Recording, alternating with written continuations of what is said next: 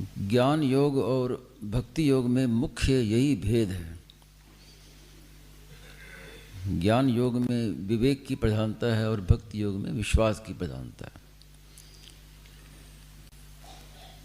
ज्ञानी है वो जड़ता का त्याग करता है,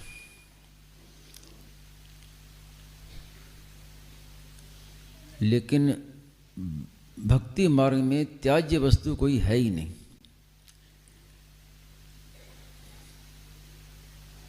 ज्ञान की दृष्टि से तो जड़ है, नाशवान है, उसका त्याग करना है और त्याग करते करते वो तत्व को प्राप्त करता है। लेकिन भक्ति मार्ग में सब कुछ भगवान ही हैं, तो वहाँ कोई किसका त्याग करे? जड़ भी भगवान, चेतन भी भगवान।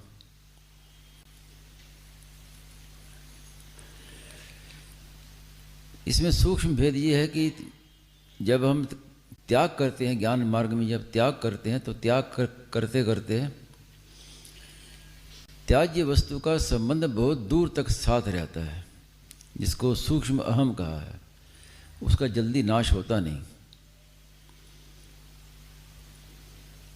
लेकिन भक्ति मार्ग में जब त्याज्य वस्तु कोई है ही नहीं, तो बहुत सुगमता से अनुभव हो जाता है।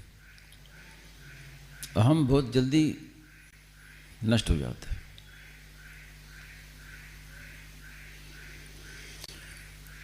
जैसे मैं भगवान कहूँ, भगवान मेरे हैं, ये मानने की बात है, ऐसे ही वासुदेव सर्वम, सब कुछ भगवान ही हैं, ये भी मानने की बात है। किसी ने प्रश्न किया स्वामी जी महाराज से कि वासुदेव सर्वम का अनुभव कैसे हो? तो स्वामी जी महाराज ने कहा कि इसका अनुभव नहीं होता, अनुभव नहीं करना, मानना की बात है। आप मान लो।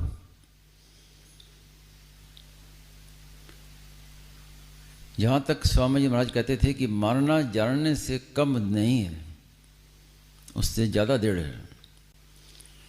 आप दृढ़ता से जब मान लोगे तो वो मान्यता नहीं रहेगी, जानना हो जाएगा, अनुभव में आ जाएगी बात। वो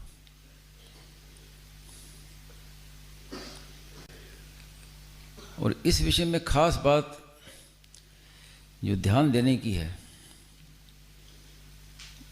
एक बार मैंने स्वामी महाराज से प्रश्न किया कि भगवान ने कहा ये चाहिए सात्विका भाव राजसा तामसा से ये मत एव, मेरे में सब भाव, सात्विक भाव, तामस भाव, राजस भाव, ये कैसे संभव है? सात्विक भाव भगवान में है तो समझ में आती है बात, तामस में भी भगवान ही है, तब ये कैसे? तो स्वामी महाराज ने फिर एक ही मेरे से प्रश्न किया, उसी में समाधान हो गया कि कोई मकान बनाता है तो उस मकान में शौचालय कहाँ है?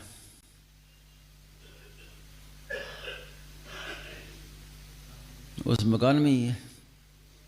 उसी में ड्राइंग रूम भी है, उसमें पूजा घर भी है, उसमें शयन कक्ष भी है और शौचालय भी उसी में है।